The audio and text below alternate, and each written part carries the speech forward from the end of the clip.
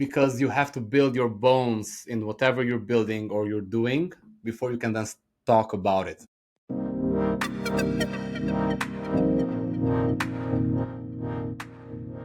Thank you everyone for joining into yet another episode of Scaling the Unscalable. Here we are again, another week with Manuel.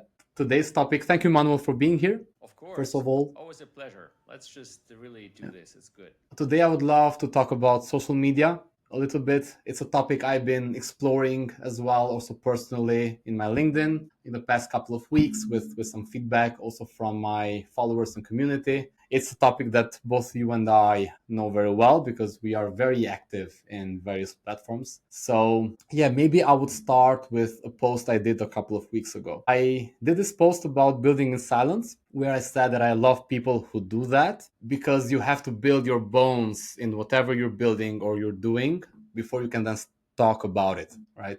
And so many people start talking before actually having achieved anything and start giving advice because of this fake it until you make it kind of mantra, which is not bad per se because it does make sense. And I also do believe there's tons of value when you build in public, but still, I would love your perspective on that. Yeah, absolutely. So, in general, I really think personal branding is super important, especially in the time of AI, the time that we are entering right now, because distribution might just be one of the biggest modes that will be left. So it's a hugely important topic. Every entrepreneur, I think, should think about it. Fake it until you make it. So that's something, yeah, I don't know. We've probably said that 20 years ago already. So it's really something very old and it's still being said. There are a few comments I have to that.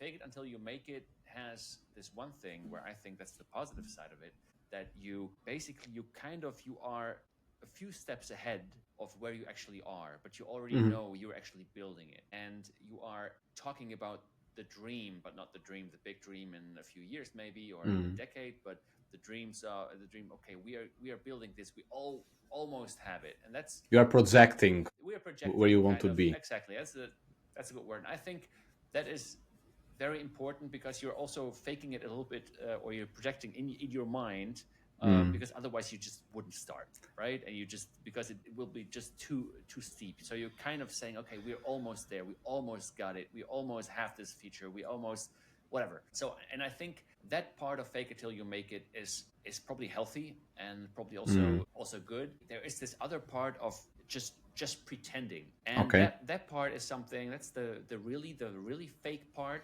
and it's not the projecting part but really the pretending part that really annoys me, and that I think that I don't relate really well to, because Okay. but that's also probably the brands that I build. It's always around authenticity, and Mm. that pretending part is it's you're just saying you do something, saying you have something, but you Mm. also don't really have a way of getting there. You're not really close.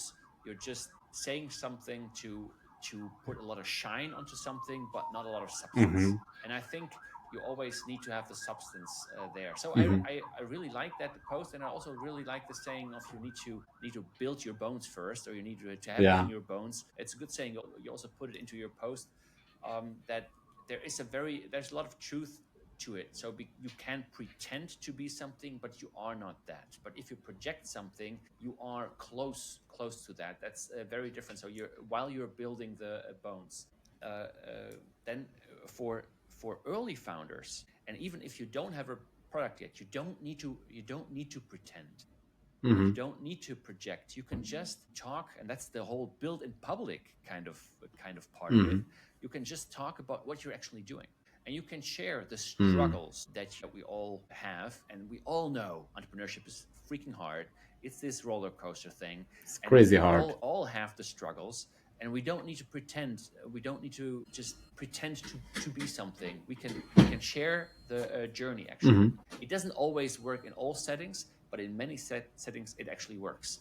And then that build in public part is actually really valuable, I think. So yeah, a long answer to that question. Give me your take. I absolutely endorse everyone who posts and who is active. I believe that's one of the major leverages we have right now. We didn't have that. We were limited to who we knew, or limited to our local market. Now we can go beyond borders, and it's an extraordinary opportunity that we have right now. But if you want to scale, you need to have those things in place, your bones, right? That means you have to have the processes in place, the systems in place. You have to be ready to scale. Because what happens if you start being vocal earlier than necessary, then you'll get tons of requests and you won't be able to handle. So you start crashing and burning. So that's my main idea, that you have to initially be there. You have to be in that position where being so loud gives you value, and then go full loud, right? Because why not? But I do see the point that also building in public is so powerful, and I also fully agree. The main issue I have with that is the fact that people tend to just share their successes also building in public. So it tends to not be very real. Although the notion is real and you have to share everything, whatever happens, good or bad, you share that. That's kind of the idea. But when you start covering up the bad parts and start putting more shine into the good parts, then that's not really building a public. That's more sort of that pretending that you were saying before, right? That's the trap I see people falling into. Yeah, it's that's true. There is this. I think a lot of indie makers have that ethos of building in public and then really sharing. Yeah, maybe not 100% transparently everything, but quite a bit transparently. We have this also this survivor bias, I guess, Hmm? that those that make it while building in public, because I mean building in public is really you get certain reach if you have a story to tell, if you Sure. share your figures, and people will go with you the ups and downs. And you have this survivor bias. We have this these few people levels, Peter Mm. Levels, for example, on Twitter, very active there. One of the prime examples. He's doing a few million a year now, basically as a solo founder, building in Oh, public. wow. And yes, a very he actually spoke at Pirate Summit also a few years back when he was Hmm. just kind of starting and just getting there. Already had a name to himself, but wasn't where he is right now. So he's really hitting big numbers, at least those that he shares. And those obviously are the prime examples of, oh, you have to do it just like him. There are many people that do the same thing, that build in public all the time, tell their story, but they don't get that following, they don't get that fame, and also not that success in the end. Whether it's a bad product, because you can build in public but just have a bad product and badly execute, and you won't get anywhere.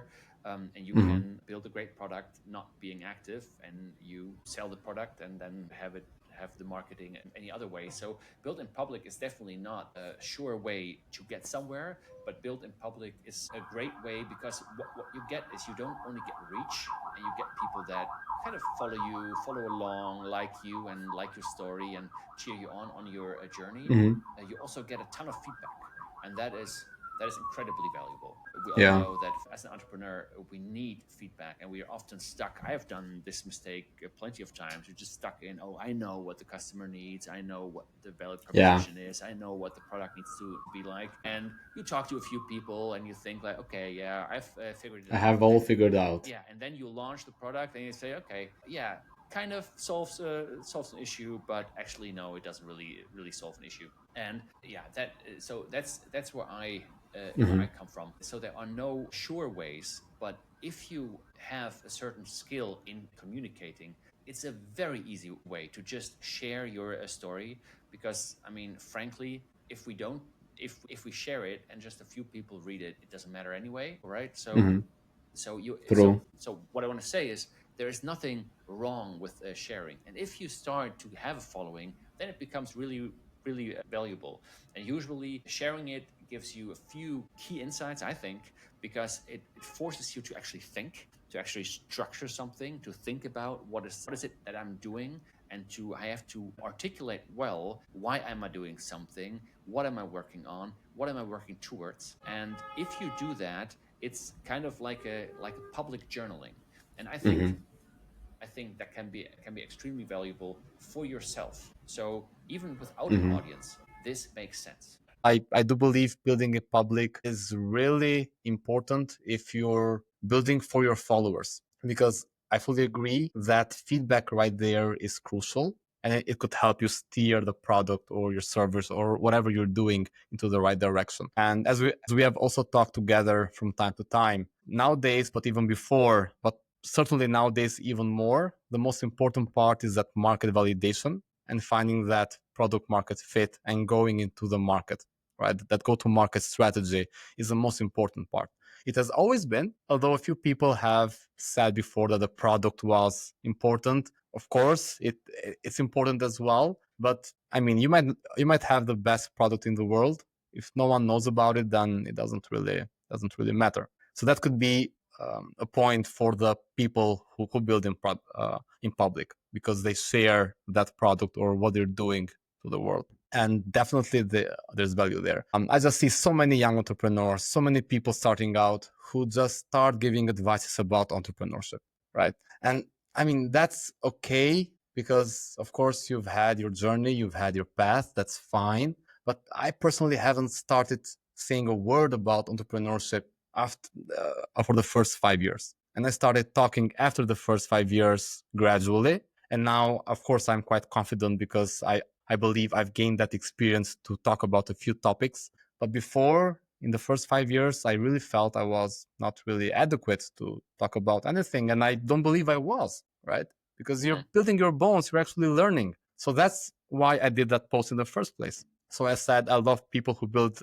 in silence, because silence now is really, it feels like it's missing, it's lacking. There's so much noise, there's so many people talking about so many different things, right? And silence has become a commodity, and you don't really find it in enough people. So that was the point of my post. I'm not sure how you feel about this part, about people maybe sharing too much or giving advices too early. Well, advice by itself, I don't even know if advice is a good way to learn, and also a good way to teach.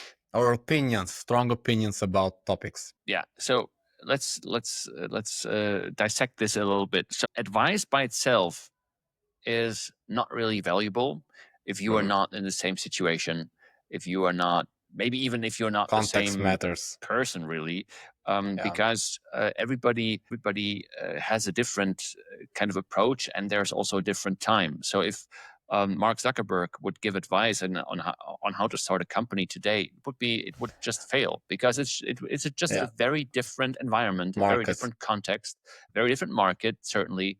That doesn't mean that he doesn't know certain traits as an entrepreneur, but that might be very personal to him, how he approaches problems, how he builds products, how he thinks about go-to-market strategies, etc.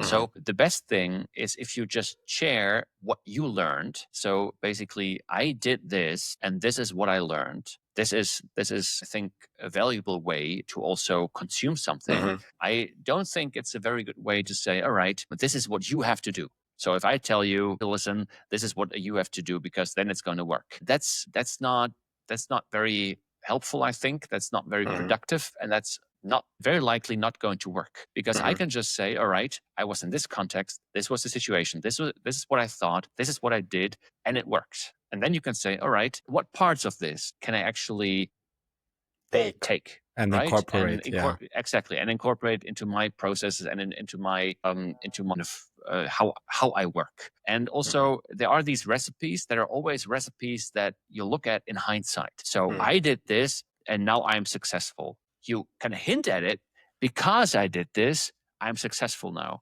But that relationship, that correlation, or that causation is actually not really true, because a lot of factors, just like market luck, which is Apply. a huge influencing factor, being there in the right time, meeting the right person, having a product, knowing the right people, when the time is right, striking the right pricing, whatever, right? A lot so of many factors, yeah, and they and influence. luck is a big factor as well, right? It's one of the biggest, I think, right? Absolutely. So, of course, it is then what you make of that lucky moment, of this coincidence that happens. But I really believe that we should attribute more to those factors that are often not said. And then these checklists of do this, and then you'll be successful. I find them very trivial and not very it kind of feel good things, but not they don't really work in real life. Yeah. So that's a little bit the take that I have on this. But let's talk personal branding. I would love to know, because you are extremely active. I think you post something like certainly 5 Too posts much a even. week. You have a very content driven or text driven kind of posting style. You have a huge following. Something around 30,000 people follow you on LinkedIn alone. 35 in 36 in multiple Yeah. channels. So tell me about, how did you get there where you are, and why do you do what you do today? Yeah, so I kind of hacked my way into it because initially LinkedIn did not have restrictions on how many people you could actually connect to. And I used that to my leverage because back then we were like 10 people, a very small development shops. We really needed all the leverage we could get, right? So I just started connecting to relevant people. And in time that grew to at around 20, 30K people in my network. And then I started posting a little bit about my experiences. It wasn't like I wasn't really aiming to build a personal brand. It sort of came natural. So I saw a couple of accounts. I remember this guy called Robert Sweeney from the US. He used to run a company quite similar to Division 5 in terms of offering, because they were also providing developers, but they were more like a recruitment agency, not like us, a staff augmentation agency. And his writing style was very interesting. I liked what he posted, and I thought, okay, I could also post a few things like these because I have some experience. And that was my initial inspiration. Posted, I guess my first post got it around 10,000 views and tons of comments. And I did another one. And then I started averaging at around 20,000, 25,000 per post, which was crazy. In 2 months, 3 months, my biggest post hit 140,000, even crazier. And of course, you could never really understand why some posts worked and some others didn't. But that kind of sparked that interest to kind of share more, because from those posts and from that content, then we receive more context with people who were interested in what we did. Recruiting became easier. We were able to find people in an easier way. And I just kept going. And that's how the brand kind of became, right? It was, again, very gradual, very organic. I didn't mean to start a brand. I didn't even want to call it a personal branding thing, right? It was just me sharing my thoughts. And then, of course, people start to attribute a few things to you because they read the same writing style and they read the same thoughts or the same ideas provided in different ways. And then they get an idea of who you are. What's interesting is that people always have a different idea of who you are than who you actually are, right? So when people meet you in person, then they say, okay, you're different than what I imagined. And that's always the case, which is very, very interesting. But yeah, definitely I've had a love and hate relationship with social media. I still do. I love being in social media, but I also do understand that some people do it for vanity metrics. I also used to do it for vanity metrics, and that's probably the unhealthiest place to be. So if you're doing it for self-validation, then dude, you have something wrong going on with you. And whenever I felt I was doing it to get those metrics like likes and comments, I stopped posting altogether because that doesn't make any sense, right? That should not be the goal. My problem with social media is that social media is devised to use us. So we are its fuel with content and with whatever we're doing, with our engagement. We're fueling the social media. And we have to start thinking differently. Instead of letting us use us as fuel, we have to use it as a machine to achieve our own goals, which could be to get more customers or build a business or whatever. So this is my general relationship with social media. But I'm very active. Now I've um, extended beyond text. Now we're doing video. And I fully believe this is the thing to do. We'll keep doing it for as long as I can. But yeah, that's these are my 2 cents at least. What is your, so I have a lot of questions, especially also regarding text now. And because I was just recently, I had a post, somebody commented, hey, your post is AI generated. Very interesting. How do you use AI?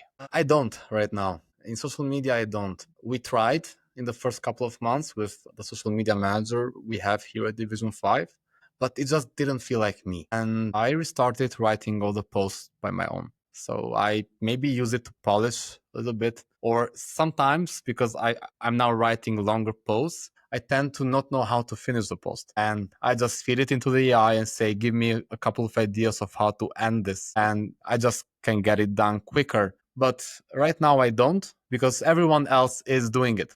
Right. And I do believe being outside of the mainstream is great, and doing stuff that people are not really doing in the way that people are not doing them has some value in it, because it sets you apart, or it can set you apart. Yeah.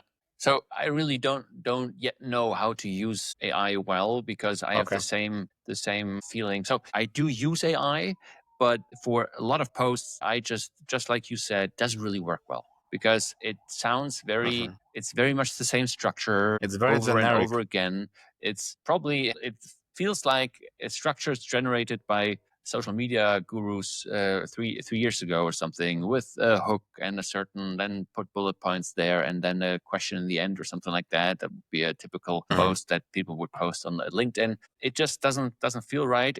Every post feels kind of the same. So from the structure and from the wording, and I'm sure that with some super prompts, you can also change that and have better results. I don't know. In the end, we don't want to connect with fake. We want to connect with real people. We want to read stuff by real people. And there are certain patterns that you can recognize with AI text so far. At least that's how I would imagine that. It was very funny that somebody now commented this is AI generated, because that post was not AI generated. I have sometimes the same thing as you, that I put texts into the machine and just say, okay, can you polish this up? Can you say me where redundancy are? Can you look at flow, logics, things like that?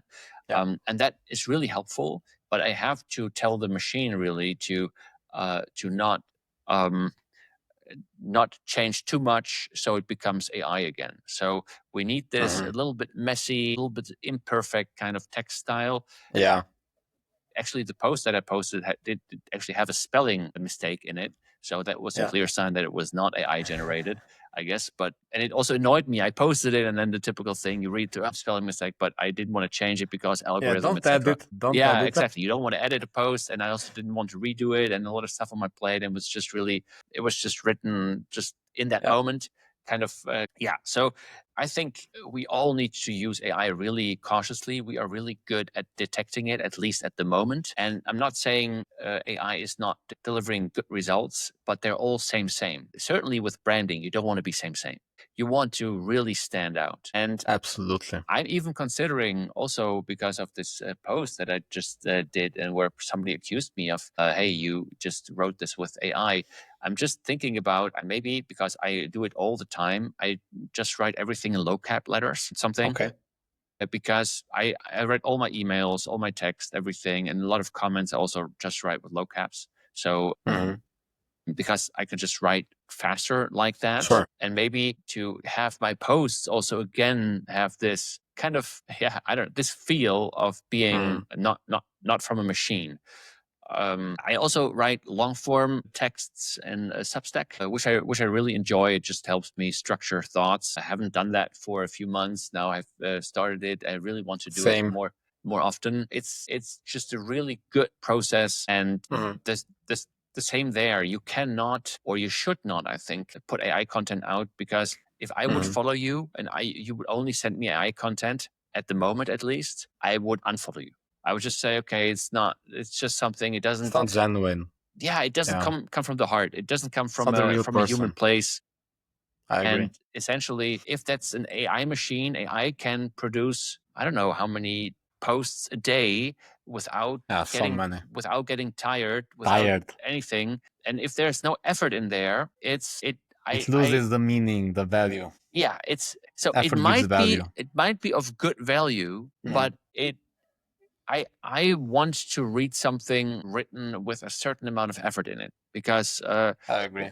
if this would be just two avatars talking to each other, just AI generated, nobody would listen to it. They want to listen to real people. And that's also why I think it's smart that you and also me, that we are moving to more video content format, because that's the last domain, it seems like, that is kind of a domain where AI is not taking hold yet. It's going to come in a year or two. We've all seen It's VO3, very, very etc. close. What what the people are doing with a video. It looks, I mean, it really looks almost like the real thing. Only small artifacts where you can see, okay, this looks kind of off. They are going to fix it as well. And then we will not be able to distinguish between a real video and fake videos. And then we have to see what we do.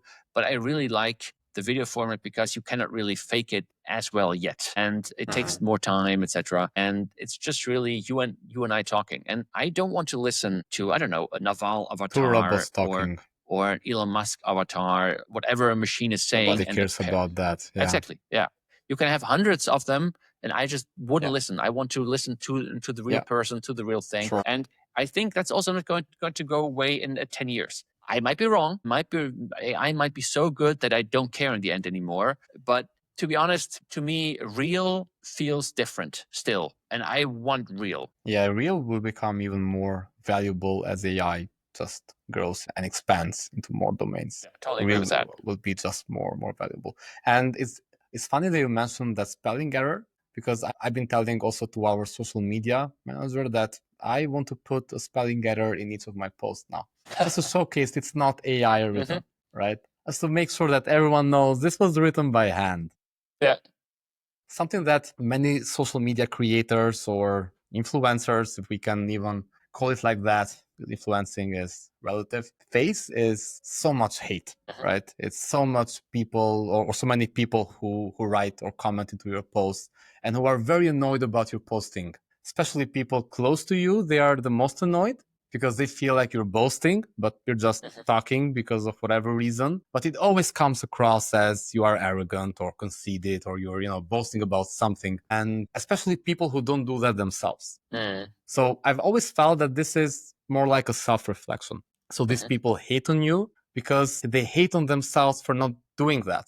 And since you're doing that and you're being active and you're being like you're actually working for yourself, they really hate on you. They hate on themselves for being so far away, and they express that personal issue with a comment and with a hate. And it feels quite bad for every person who just stops doing that because they just receive so many comments. I received a comment in the post I did about building the silence, where some guy said, I believe he's also from my hometown, I'm not sure, but the surname looked like it. He said, you should take your own advice. He had read only the first couple of sentences, right? I know the part where I said that for the first 5 years, I have not written anything in social media. So the first comment was, yes, I agree, but you should take your own advice. And I mean, okay, but why, right? So why should you go and shit on someone who is writing, who is putting themselves out there, who maybe is outspoken or giving themselves their opinions out, who are being free to be judged by whatever, right? Why should you go and do that? So I'm not sure if you have had such a thing, because you have such a cool brand, and I'm sure your haters have been much less. But yeah, and how would you cope with that? That's a very good question. I'm lucky that I don't have it that much yet. To be honest, that would really totally annoy me, and I would either just turn comments off or whatever, because it's not that I don't want feedback, but just pure hate is just senseless. What everybody that has that says is just don't read the comments, which I also don't want, right? Because I want a place to actually interact and to be able to discuss something and just to get in contact, because the comment section is usually one of the best places to actually learn something. I find, and it's super valuable to my Substack. So I'm reaching out to nearly 8,000 people, and it's a huge number. So often I also ask for just hit reply, and I read every email that I receive. I answer nearly every email to those that listen to this, and I haven't answered. I usually have them in my backlog, and I answer at some point. I'm just not super responsive with those mails, but I really try to be there and to actually care, because I really care. There are a few comments, also the comment yesterday about this, okay, this post is AI generated, and I don't get the point. Fine. I took this seriously, and I actually rewrote some of the post to make my point clearer, added a few links to other things that I've written, so it became clear. So I do care, and I try to turn hate or annoyance into a productive kind of constructive dialogue. That's smart. Sometimes I also just ignore it. And if you are really in the middle, I mean, we all know these flame wars under posts, these shit storms, if you will, under posts where people just post hateful comments. I think Twitter is one of the places that is most like that. Twitter is crazy. I Full think, of hate. Yes, it's just a lot of hate there. Just ignore, because hate, I mean, what is there to do? I would do the same thing what I would do in a real life. Basically, my advice to anybody that encounters hate or anger or some weird form of nonviolent aggression would basically be to reach out and to just say, hey, reach out to the person. Just to have a dialogue and say, hey, this is what I meant. I understand that you have a different opinion. If then that anger continues, then basically ignore and just walk away. So that, because it's not worth the time. And is this wonderful meme of this guy sitting there and, hey, I just have to answer to somebody that is wrong on the internet kind of thing. Wonderful meme. And you're not going to change people just by answering to all their comments. It's for many people, it's also, they're just provoking. They want the response, especially from famous people, right? People that have a huge following, to boost their own visibility. And that's actually what the platforms do, right? The platforms, they boost visibility for provocation, for anger, hate. True.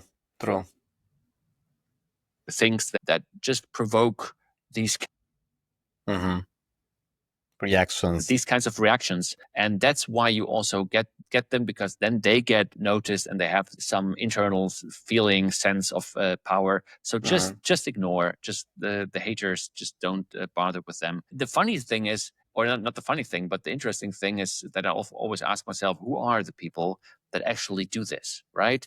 That hang out in other people's comment sections, that people that they apparently do not like, and then they comment there. So it's very interesting that this person comments with a not very constructive comment, and why doesn't this person just unfollow you? Because that's what I would do. Because I don't, if I don't like a person, or I don't like the content, let's put it that way, unfollow them. I just unfollow and say, okay, it's out of my mind. I don't need to see it again. I don't need to bother with it. I'm very curious about what drives these people that want to spend their time in just posting like that. Spread hate. Maybe, and that's another perspective. Maybe also this person was generally trying to give you some feedback and saying, hey, you're saying this, but maybe you misread the tone, or maybe he didn't formulate it in a way that comes over as kind of constructive, which is very hard, right? We all know that you can really read wrong things into just those small 140 sentences or 140 character comments, because a lot of context is missing, etc. You can it's just spelled, just somebody sitting in a bus just writing something quickly, and then you read it and you get offended. All these whole dynamics, it's not really worth it. The first thing is, usually if somebody says something to you and you feel offended, the first thing would be to just ask, hey, what do you mean?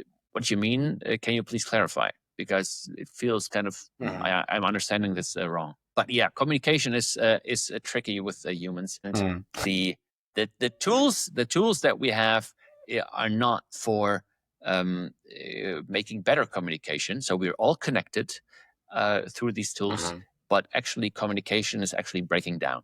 And we talked about that. There's a lot of tribalism, so I'm very.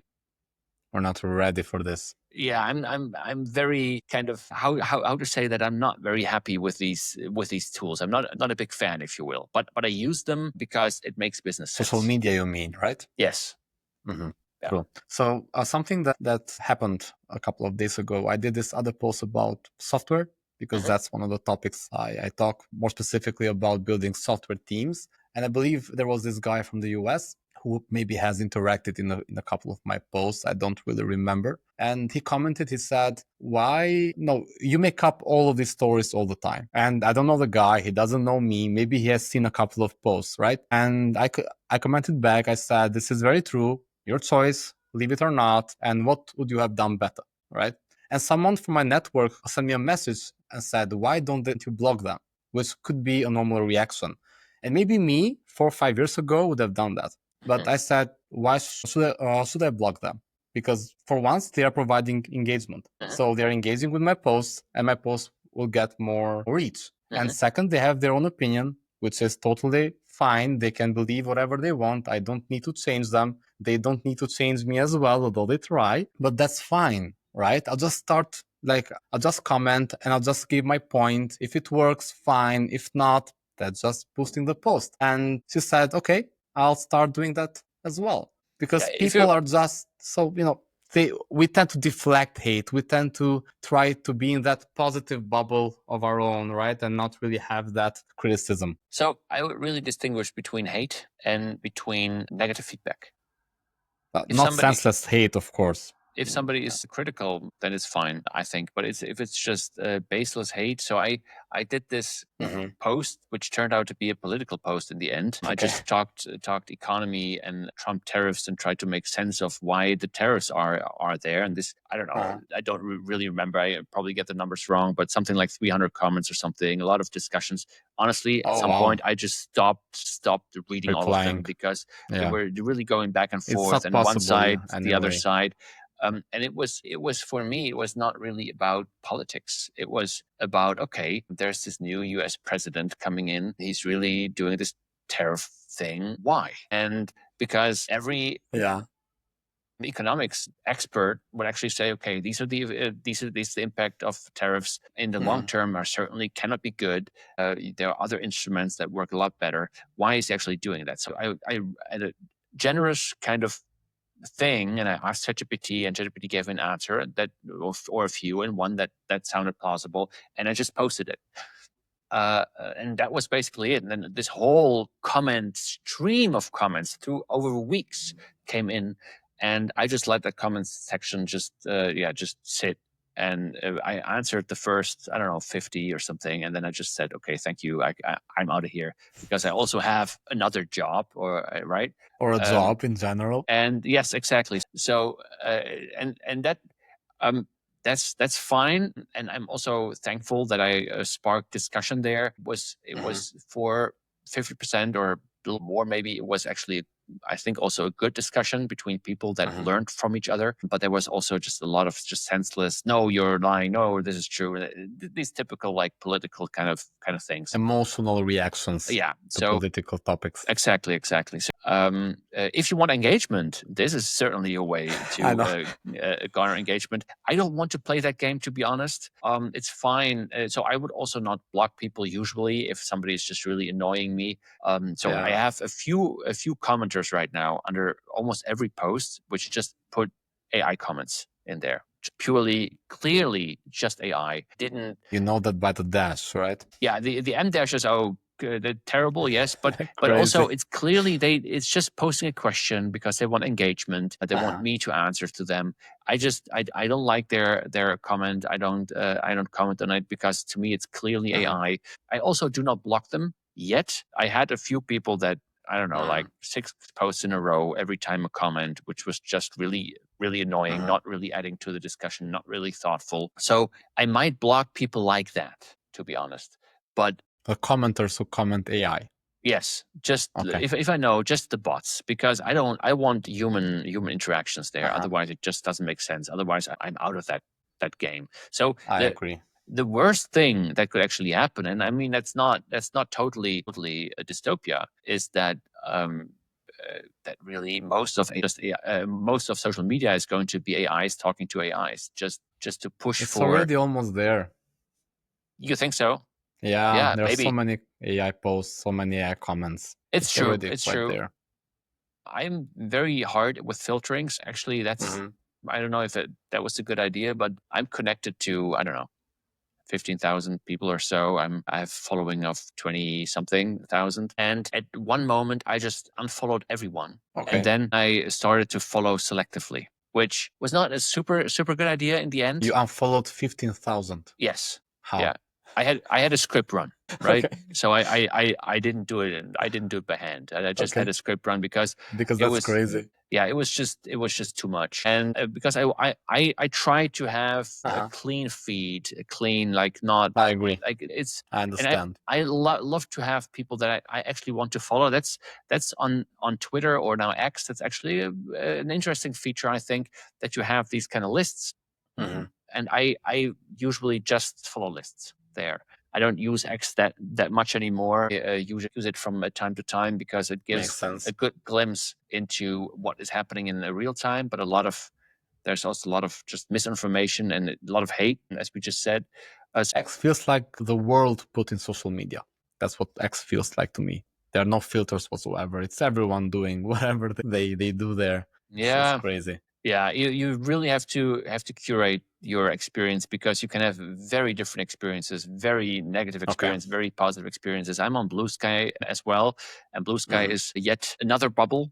It feels very bubbly there. It's X is more Much like threads as well. the right wing Yeah. bubble. Blue Sky is the left wing bubble, and it's very hard to get an unfiltered kind of view, or to get multiple perspective kind of a view of the world. But coming back to that, unfollowing all those people, I unfollowed the people, and then I started to follow the most important ones. But I obviously, from 15,000 to few. So over time, the good people came back into my feed, or the people that I really wanted to follow. It was so I don't want to recommend that to anyone here, but that was a strategy for me to kind of keep sane and keep my feet clean, and seeing only the people that I actually wanted to see. That's really smart. Because I don't want to just be driven by the algorithm that puts those things up that apparently right now get a lot of traction, etc. I want things that resonate with what I want to read with, so the right topics. I agree. Every algorithm is moving towards topic feeds, I feel, and I want to read things from people that I actually care about. So I fully agree. that's the two things. I've been doing something very similar. I'm not unfollowing. I'm disconnecting with so many people who are just out of my sphere, and that also means me losing followers. But I don't mind, because those people are not really interested in what I put out in the first place. Yeah. So they're just vanity metrics. It's just a number there. Nobody cares about the number as long as you don't have that interaction or real person engagement. But back to the hate topic. I've heard this quote and also read it from Alex Hormozy, who said that hate only comes from below. It never comes from above. Now, below and above, meaning someone who has achieved more than you, always in the entrepreneurship sphere, right? And someone below is someone who has achieved less, if you would measure by success, whatever gauge of success you use, and more someone who is more successful. If you use money, for example, someone who makes more money. So how do you agree with that, if you agree with that? I think that's an accurate statement. I have to think about that a little bit, but so far what I can see right now, yeah, absolutely. It's, why would you hate on someone that has less than you, right? So, Doesn't make sense, right? yeah. So it's, I think hate is hate and envy are there's a thin line dividing them, very thin. often, yes, it's not always the case, but there is a certain connection there. So the statement resonates, indeed. Yeah. What I dislike most about social media is when people just put fake things out, which are super hard to fight against, right? Like if I say, okay, Manuel is a misogynist, right? I can make a post about it and half of the people will believe me, right? Or I can make a comment into your post saying, oh, but you did X, Y, Z. And you could, of course, try to prove the otherwise, but I mean, the opinion will still be divided. And that's the worst part of it all, right? Because it gives voice also to disingenuine and fake and malicious voices. That's the biggest problem I see. The whole cancel culture, right? In the first place, we see that. We're going more into a different topic now, but we see that from the whole Johnny Depp and Amber Heard trial, right? The whole cancel culture was there. There was this big I don't know, name that was put on Johnny Depp called the wife beater by so many outlets. And then he actually won in the trial and he showcased he was not the perpetrator, he was actually the victim of the whole relationship. And that to me symbolizes how this whole social media has become as well, right? Because everyone is kind of accusing other people, and usually it happens a lot with successful people.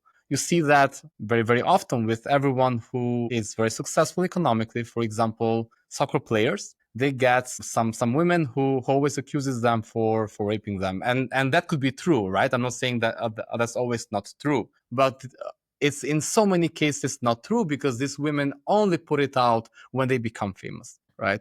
So that's also something that we have to think about. The whole society is going towards this public opinion thing, but the public opinion is very often driven by emotions and very less driven by facts, right? That's at least how I see it. That's the biggest problem I have with how connected we've become. Not sure what you think about it. Yeah. I know that it's a sensitive topic, but just to So cover it as well. I absolutely see this trend. So you have this court of public opinion, and that's totally amplified now through social media. In the past, we had news outlets. We can, of course, discuss their role and whether they're doing or have been doing or are doing a good job. I think that journalism 20 years ago has been doing a pretty good job in general, because they were also not in the game of attention, but in the game of facts. They were paid not by ads that much. They were, yes, but they had subscribers that really paid for the physical paper. So a very different kind of, if we talk about the press. We still have that in Albania. Journalism. We still deliver physical papers. Yeah. Seriously, okay. Yeah. Because it also, I guess there are physical papers that are delivered in Germany as well, but not that many anymore. Nobody reads them. Makes No, sense. It's that. So you have those that are read are more the monthly papers, maybe, or like so. But the daily papers, I don't know anyone anymore that actually has them. So, but then you have this whole shift to everybody is now basically a journalist. We celebrated that 15 years ago. Citizen journalism, everybody can be a journalist. What we did not pay into account that journalists, the classical definition of it, they also had a very valuable role. They had certain ethics, how they reported, etc. They had a certain sense of, hey, we're not just accusing someone, but it's guilty or it's innocent until proven guilty. Also, so there a certain sensitivity around how we report certain things. And this Johnny Depp Amber Heard trial would have been very differently received in the public opinion and in general 20 years ago than what it was. When was it? 3 years ago. So, and that is, the landscape has tremendously changed. Everybody can just say anything without a fact check. Everyone gets offended by everything. Exactly. People are just shouting stuff. So everybody wants to be first. Everybody wants to start this hysteria around certain things, because then they get. Look at Andrew Tate. Let's look at Andrew Tate. Yes, that's like the biggest showcase of putting things out and being loud, being aggressive about stuff. I call that an amazing marketing strategy. We have to really lower our heads and say, great to you, right? You did an amazing job in building a personal brand, but that's also the effects of nowadays social media, that people can use also to be Andrew Tate and to provide a message that Andrew Tate provides. But sorry for interrupting. Just wanted to put that out because you reminded me of him. I remind you. Not you, but what you were saying. Yeah. So, okay. So I don't follow Andrew Tate. I don't know enough about him. I know you don't. So it's really, to me, I try to look at what is actually happening in general and try to understand the trends, the overall things, and to kind of look deep and not look at every. I'm also not familiar with Johnny Depp and Amber Heard trial in the details. So you don't know that, okay? So no, I know the trial. I know what kind of happened, but I didn't follow everything, because honestly, it's not of my business. Why do I need to know that? And also, why do I need to know Andrew Tate, what is right, what is wrong, what his opinions are, whatever? I agree. I don't know the guy. I don't want to know the guy, and I want to just be with people around me that I like, that I care about. I want to do things that I care about. So that's maybe a topic that's interesting to discuss. I don't want to consume too much social media. Why? Because it's not it's not something that I can impact and have an effect on and do something about, right? Something just happens, and people in the past said you need to be informed, right? And most of the time, if you open social media now, you are misinformed. Maybe not totally, but you're certainly biased. Everything that is out there is biased. I want to be in my community with my friends, with my people, with my neighbors, and I want to have a life with them. That's my circle of influence. Why should I keep too busy with something else out there? What I like about social media, so I'm not talking about social media as totally bad. I'm just this mindless consumption is something where I'm hesitant. What I like is I like to learn, right? It's a great place to learn something. It's a great place to understand different perspectives. But most of the time, it's in long form content and it's not in short form content. If you really think about it, if you go onto TikTok and I've just swipe under, I don't know, 30 videos of 30 seconds, learn there anything. There is not a lot that you'll learn. It's just a dopamine hit after dopamine hit, and that's it. But if you really go and listen to long podcasts from whoever, like Joe Rogan being the most popular one or the most listened to one, and you have these 3-hour long conversations with real people, just like the conversations we have, you can actually you get a relationship with that person. It's certainly not fake. It's something, if that's a smart person, that you can listen to this person. So there's a lot of value there. And I would actually say that that this whole TikTok movement, the counter movement, are these long podcasts, and that's why Trump actually won the last election, right? So Joe Rogan did it, yeah. Trump went A on podcast with Joe Rogan. various podcasts, did long form content, and he just talked, and he did what Trump does. He just talked. He was himself. Fully. Exactly. He was just himself, like him or hate him. Yeah. Doesn't matter, but you got the real deal, right? He has a very recognizable brand, right? Absolutely. It's very him. Absolutely. Kamala Harris did not go on any long form podcasts. Those podcasts that she went on, they felt very, very scripted. She did a few hours. Trump did, I don't know, 30 hours or so of long form podcast content. I really think that's why Trump, or one of the main things why Trump won, because also people, the attempted murder and all the other stuff. Yeah, might also be. People want authentic, but that's basically what I'm saying, and we are going to see more of that soon, I think.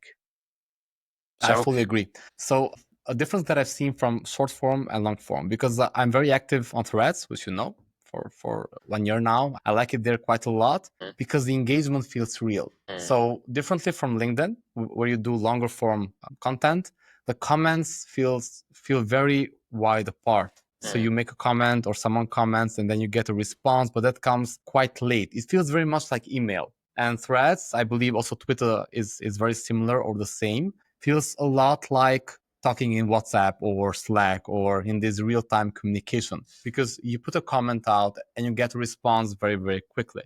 So I would argue to connect, these short form or quicker communication social media styles are better. To learn, these long form, maybe podcasts or LinkedIn articles are better. That's at least my experience. I just feel much more connected with people in Threads because of how fast the communication is and also how real it feels. But then on LinkedIn, I get a comment and then I reply and then I get a comment back after 3 hours. It's already gone, that momentum, that feeling, right? That's at least how I've seen it. But I fully agree. Trump has, if we're going there, Trump has done, I believe, a great job. And he did lose the debate to Kamala Harris by everyone. So everyone agreed he lost the debate, and he still won the election by a landslide because of course, the attempted murder, and he won also the debate with Biden, because who could have lost the debate? And yeah, basically, definitely Trump is doing something right in terms of authenticity. He has done that over and over again because he is a very public guy. He has always been, also as a businessman, also as a showman, he's always been very, very public. He understands audiences. He understands how to move emotions, and that's how I believe he has won. And he's less of a politician. So, like him or not, Trump is an expert in a fiction, I think. So he's really good pushing a fiction. He doesn't really care about reality.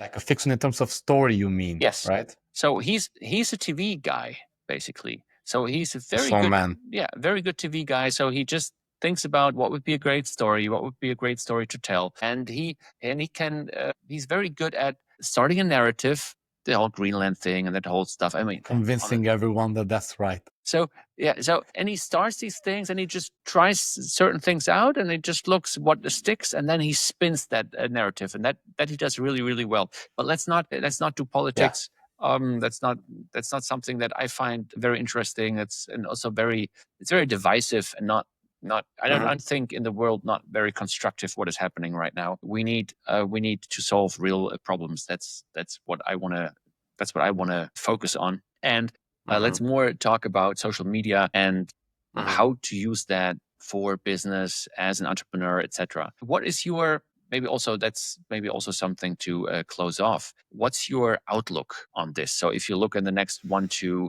years, where would you go? What is the focus? What is the thing that you want to focus on with regard to personal branding, social media? So that's a great question. Now things are evolving so quickly and we are moving so fast with AI now. The landscape has changed almost completely.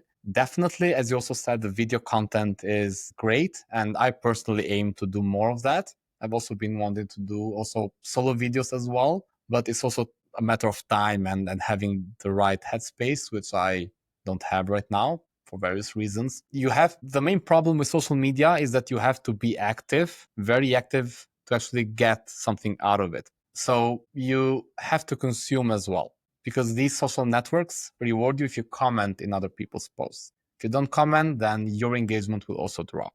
So you have to be engaging with other people. And I can do that. And I've done that. The main problem is that it's a full-time job. So if you do that, then you have to really be focused there. You have to do it right. You have to read the algorithm changes. LinkedIn's, for example, algorithm change this year is God, it's terrible.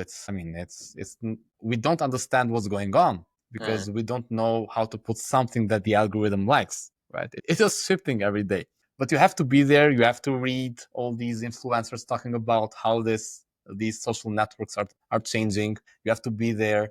If you are consistent and if you are authentic, I fully agree on you that being authentic is the most important thing. If you use AI but smartly, and I also agree with you that it's right now there is not a good way to use AI. You can generate tons of content, but that does not mean you will generate the right kind of engagement. You could have just 1,000 followers.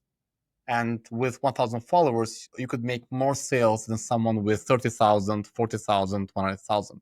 It's not about how many people you actually reach. It's about reaching the right people. That's the first key. And the second key is delivering the right message. So really talking to them in the right way so that they understand your value proposition. And to me personally, that has been quite complicated. It's not easy, right, to do that first qualification and that's to define those kind of messages. This would be also what I would do if I would start out right now. I would define what's the avatar, what's my audience, what can I talk about, what do I want to talk about, and what should I talk about, because these three are not always the same thing. You should talk about something coupled with your business, but maybe you want to talk about skateboarding, right? Those are different things. The best would be if they would be the same, right? And you should have also content and topics enough for you to put out. If you don't have that, then you'll post maybe once, twice, and you will wear off very, very quickly. And then find the right message, find the pain points of that audience,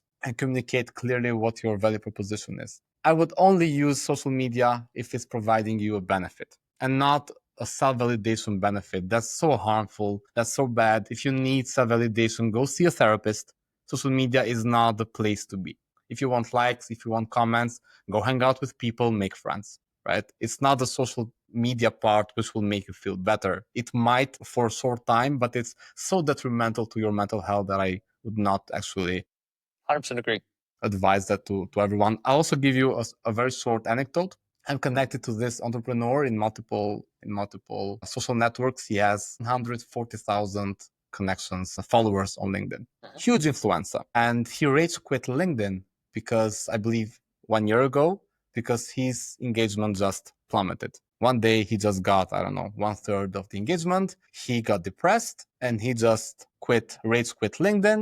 And he started getting back slowly, trying to reignite that same kind of engagement. And On I think LinkedIn no or on a one's different platform? on LinkedIn, only 140K. And I would not really want to end up like that guy, right? That's crazy because his whole self-perception, his whole world was based on how much likes and comments he got from his post. That's really terrifying. And it's not just him. There are so many people who post just for that engagement. So if you're doing for that, don't do it.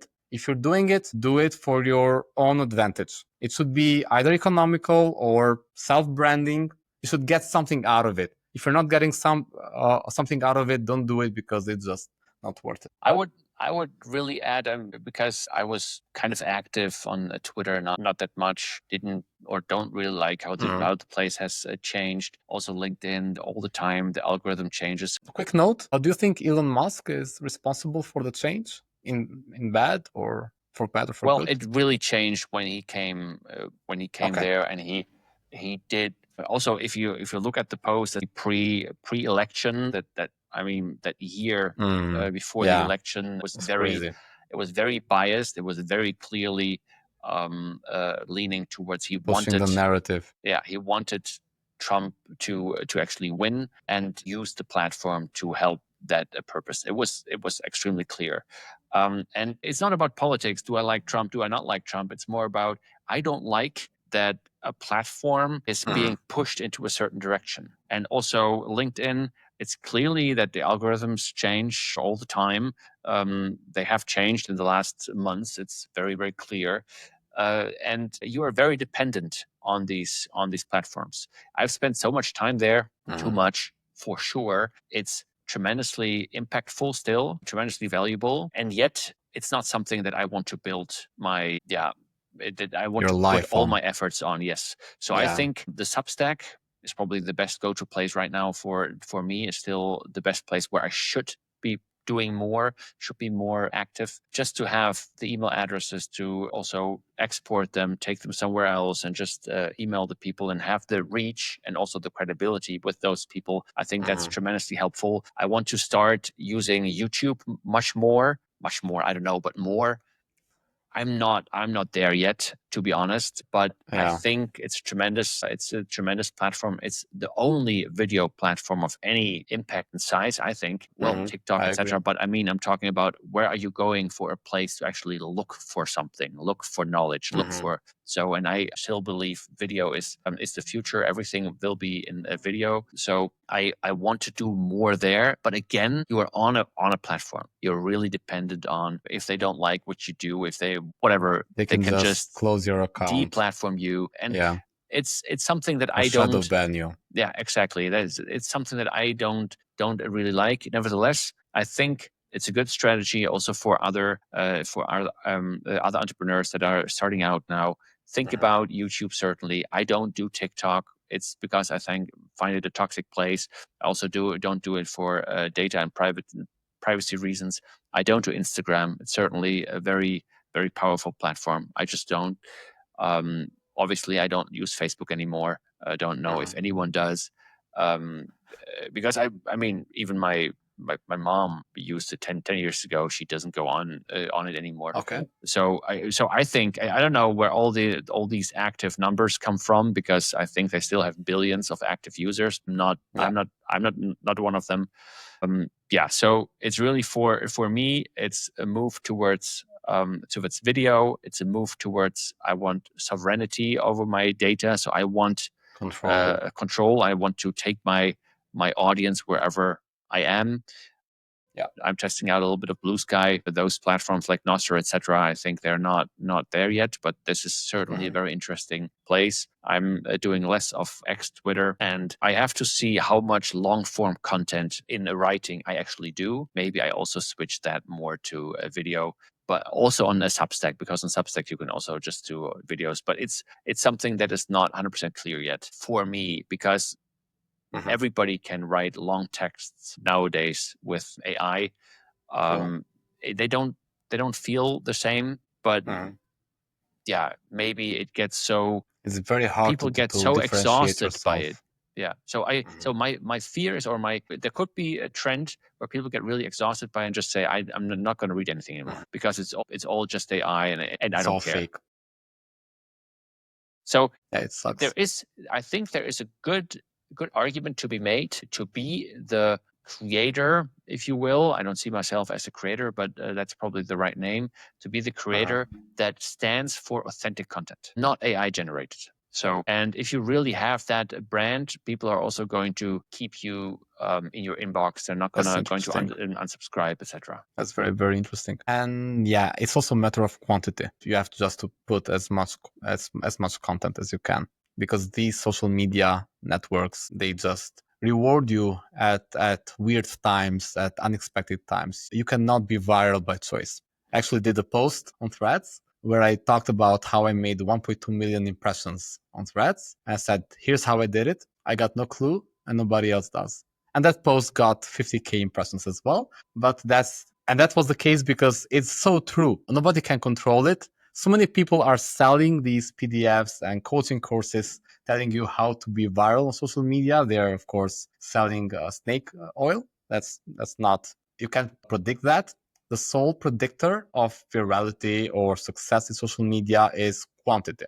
If you put content out in quantity and consistently, then the odds are that the algorithm gods will see you and they will show your content to more people. Of course, there are a few things you can tweak and improve into your content, but consistency and quantity are the two main drivers. So that's the main thing and the main way how you can actually achieve success, at least from my experience. Thank you very, very much, Manuel. I really enjoyed today's conversation. It was really, really nice. We talked about a topic that both you and I are so much invested in. And yeah, I'm looking forward to our next discussion next week. Super. Until next time. Have a good Thank one. you. Bye-bye.